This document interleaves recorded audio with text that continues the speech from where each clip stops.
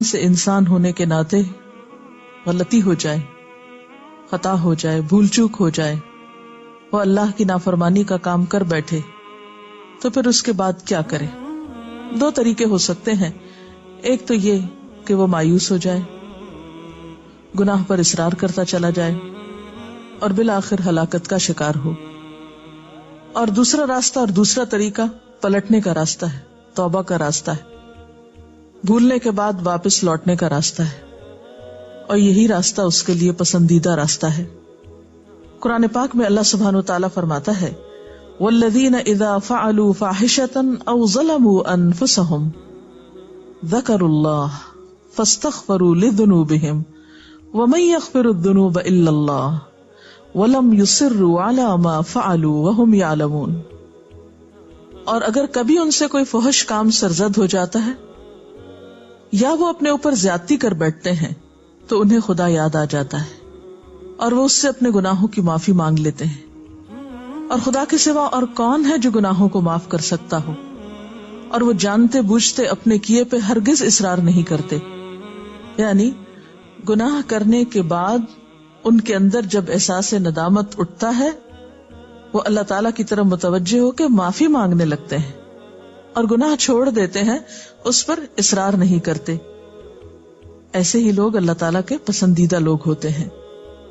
ایک اور مقام پر آتا ہے ان الذین اتقوا اذا مسهم طائف من الشیطان تذکروا فاذا هم مبصرون، کہ فی الواقع جو لوگ اللہ سے ڈرنے والے ہیں، متقی ہیں، ان کا حال یہ ہوتا ہے کہ کبھی شیطان کے اثر سے کوئی برا خیال انہیں چھو بھی جائے، یعنی برا خیال بھی آئے، گناہ کا ارادہ بھی ہو، تو فوراً چوکنے ہو جاتے ہیں. یعنی تقویٰ کی برکت سے وہ ہوشیار ہو جاتے ہیں اور پھر انہیں صاف نظر آنے لگتا ہے کہ درست راستہ کیا ہے. نبی صلی اللہ علیہ وسلم نے فرمایا سارے کے سارے انسان خطا کار ہیں اور بہترین خطا کار وہ ہیں جو بہت زیادہ توبہ کرنے والے ہیں. تو توبہ کرنا بندے کے حق میں ایک پسندیدہ عمل ہے. قرآن پاک میں اللہ تعالیٰ اپنے پیارے بندوں کی ایک خاص خوبی کا ذکر کرتے ہیں کہ وَبِالْأَسْحَارِ هُمْ يَسْتَغْفِرُونَ، کہ وہ سحری کے وقت وہ استغفار کرتے ہیں، معافی مانگتے ہیں. پیغمبروں کے ذریعے بھی بارہا انسانوں کو یہی سبق سکھایا گیا کہ وَاسْتَغْفِرُوا رَبَّكُمْ ثُمَّ تُوبُوا إِلَيْهِ، اپنے رب سے بخشش طلب کرو پھر اس کی طرف لوٹ جاؤ، واپسی کا راستہ اختیار کرو. ان ربی رحیم ودود، بے شک میرا رب بہت رحم فرمانے والا، بہت محبت کرنے والا ہے. یعنی ایسا نہیں کہ اگر کسی انسان سے کوئی غلطی ہو جائے تو پھر وہ معاف نہیں کرتا اور ہمیشہ کے لیے وہ اس کی نظروں سے گر جاتا ہے. نہیں، 100 بار بھی اگر کوئی غلطی کرتا ہے اور پھر اس کو احساس ندامت ہوتا ہے، شرمندگی ہوتی ہے اور وہ پلٹتا ہے تو اللہ تعالیٰ اس کو معاف کرتا رہتا ہے. ایک حدیث میں آتا ہے ان اللہ یقبل توبۃ العبد ما لم یغرغر، اللہ بندے کی توبہ اس وقت تک قبول کرتا ہے جب تک کہ وہ آخری دموں پہ نہ ہو یا اس کی سانس نہ اکھڑ جائے. یعنی مرتے دم تک توبہ قبول ہوتی رہتی ہے. ہاں، یہ الگ بات ہے کہ ایک انسان جب فوت ہو جاتا ہے اور وہ شرک کی حالت میں ہوتا ہے یا کفر کی حالت میں ہوتا ہے یا کسی کبیرہ گناہ کے ارتکاب کی حالت میں ہوتا ہے اور توبہ کیے بغیر مر جاتا ہے، تو مرنے کے بعد جب سزا سامنے آ جاتی ہے، اللہ تعالیٰ کی ناراضگی اور غصہ سامنے آ جاتا ہے، تو پھر توبہ کا موقع نہیں رہتا.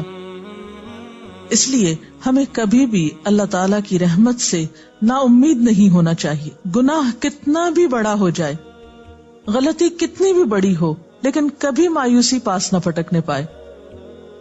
قرآن پاک میں اللہ تعالیٰ فرماتے ہیں یا عبادی الذین اسرفوا علی انفسہم لا تقنطوا من رحمت اللہ ان اللہ یغفر الذنوب جمیعا انہ هو الغفور الرحیم.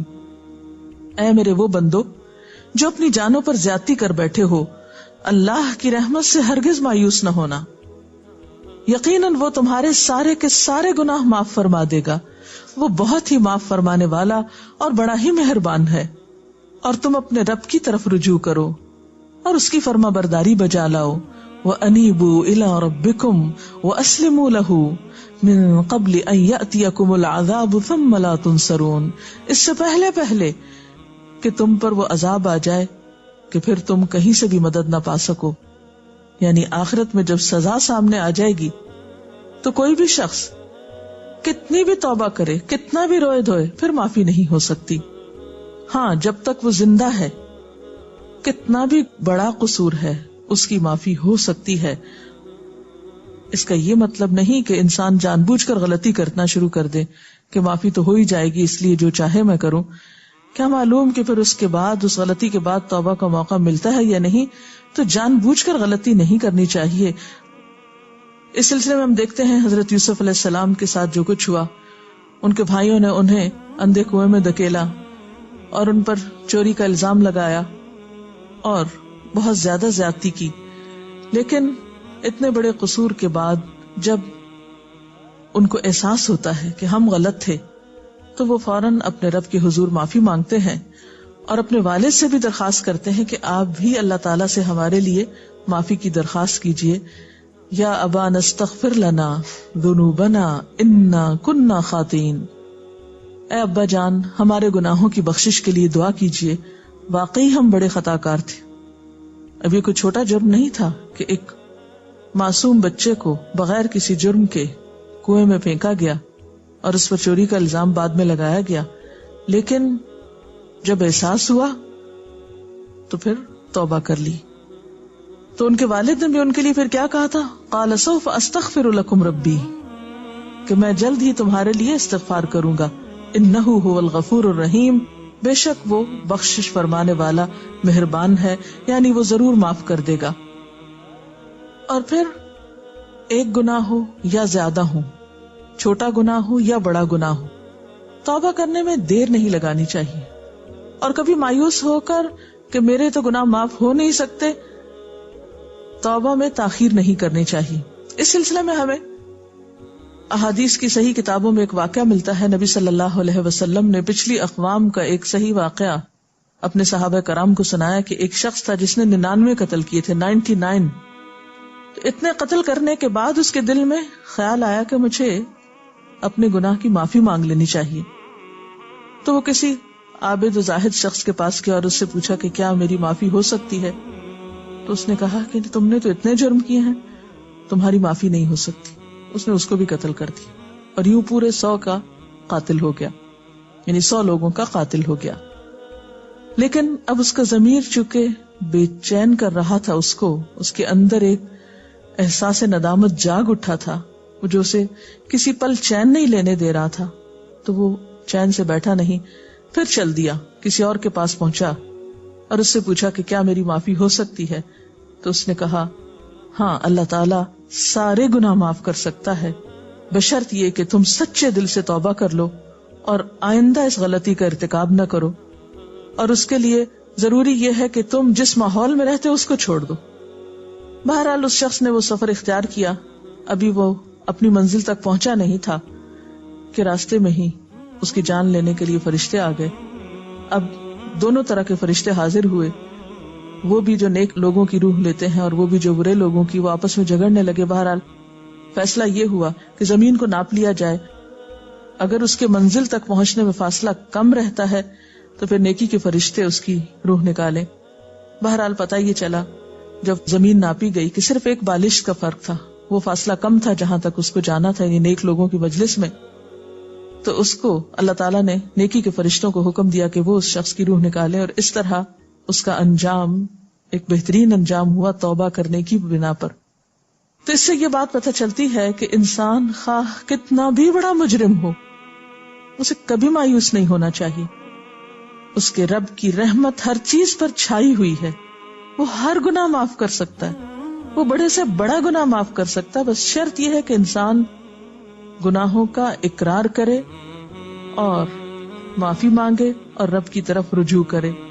سورۃ شورى میں آتا ہے وَهُوَ الَّذِي يَقْبَلُ التَّوْبَةَ عَنْ عِبَادِهِ وَيَعْفُو عَنِ السَّيِّئَاتِ وَيَعْلَمُ مَا تَفْعَلُونَ. وہی ہے جو اپنے بندوں کی توبہ قبول کرتا ہے اور ان کی خطاؤں کو معاف فرماتا ہے، اور وہ سب کچھ جانتا ہے جو تم کرتے ہو. اور یہ ایک حقیقت ہے کہ اللہ کے سوا کوئی اور ہے نہیں جو انسان کو معاف کر سکے. نبی صلی اللہ علیہ وسلم نے بھی فرمایا، لوگوں خدا سے اپنے گناہوں کی معافی چاہو، اس کی طرف پلٹ آؤ مجھے دیکھو میں دن میں 100 بار خدا سے مغفرت کی دعا کرتا ہوں. حالانکہ آپ سب جانتے ہیں کہ نبی صلی اللہ علیہ وسلم معصوم تھے، گناہوں سے پاک تھے. لیکن جب ان سے پوچھا گیا کہ آپ اس کثرت کے ساتھ استغفار کیوں پڑھتے ہیں، تو آپ نے فرمایا کہ افلا اکون عبدا شکورا، کیا میں اللہ کا شکر گزار بندہ نہ بنوں؟ کیونکہ اگر انسان سارا وقت اللہ کی نعمتوں پر شکر ادا کرتا رہے تو بھی حق ادا نہیں ہو سکتا. تو اس وجہ سے آپ کثرت کے ساتھ استغفار کیا کرتے تھے. اور اس میں دراصل ہمارے لیے ایک بہت بڑا سبق ہے کہ ہم زیادہ سے زیادہ استغفار کو اپنا شیوا بنائیں، کیونکہ استغفار کا فائدہ صرف یہی نہیں کہ انسان کے گناہوں کی معافی ہو جاتی ہے، بلکہ استغفار کا فائدہ یہ بھی ہے کہ انسان کی اور بہت سی مشکلات حل ہوتی ہیں. جیسے کہ ایک حدیث میں آتا ہے من لزم الاستغفار، جس نے پابندی کے ساتھ استغفار پڑھا، جعل اللہ لہ من کل ہم فرجا، اللہ اس کے لیے ہر غم سے، ہر ہم سے نکلنے کا راستہ بنا دیتے ہیں. یعنی ہر مشکل سے نکلنے کا وظیفہ ہے استغفار. جہاں آپ سمجھے کہ کوئی مشکل ہو رہی ہے، کوئی کام اٹکا ہوا ہے، فوراً استغفار شروع کر دیں. اور طریقہ کیا ہے؟ یا ایھا الذین آمنوا توبوا الی اللہ توبۃ نصوحا، اے لوگو جو ایمان لائے ہو، اللہ کے آگے سچی اور خالص توبہ کرو. یعنی توبہ کا طریقہ کیا ہے کہ انسان سچے دل سے توبہ کرے. عسیٰ ربکم ان یکفر عنکم سیئاتکم، امید ہے کہ تمہارا رب تمہاری خطائیں تم سے دور کر دے گا. ویدخلکم جنات تجری من تحتها الانہار، اور تمہیں ایسے باغوں میں داخل کرے گا جن کے نیچے نہریں بہ رہی ہیں. گویا استغفار کے بعد انسان گناہوں سے اس طرح پاک ہو جاتا ہے گویا اس نے گناہ کیا نہ ہو. لیکن اس کے لیے کچھ شرائط ہیں. نمبر 1، انسان اپنے گناہوں کے احساس سے شرمسار ہو. نمبر 2، آئندہ گناہ سے بچنے کا ارادہ کرے. نمبر 3، آئندہ زندگی میں زیادہ سے زیادہ نیکیوں کی کوشش کرے. نمبر 4، اگر کسی انسان کا حق مارا ہے تو اس کا حق ادا کرے. کسی انسان کا دل دکھا ہے تو اس سے معافی مانگے. بات یہ ہے کہ انسان جب گناہ کرتا ہے تو اس کے دل پر ایک سیاہ داغ پڑتا ہے. توبہ سے وہ داغ دھل جاتا ہے، اور اگر وہ توبہ نہیں کرتا تو وہ داغ پھیلنے لگتا ہے حتیٰ کہ سارا دل سیاہ ہو جاتا ہے، اور اس طرح انسان مایوسی کے اندھیروں میں چلا جاتا ہے.